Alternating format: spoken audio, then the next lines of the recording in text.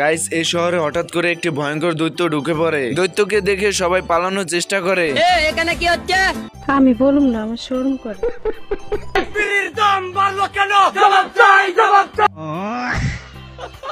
এদিকে রাজা রাজকন্যা দৈত্যের জন্য খুবই চিন্তায় পড়ে যায়।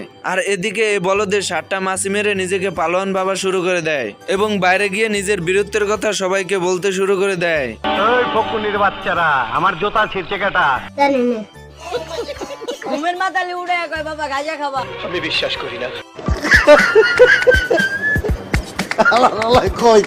এরপর 7টা মাছি মারার কথা পুরো রাজ্যে ছড়িয়ে যায় এবং রাজার সেপাই শুনে রাজার কাছে এসে বলে দেয়। এসব শুনে রাজা পালোয়ানকে হাজির করতে বলে।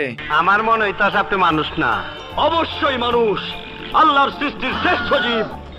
নাম আমার বাদশাহ। আমার প্রোগ্রাম আর শেষ। আপনার নাম যদি হয় বাদশাহ, তাহলে আমার নাম কি হওয়া উচিত?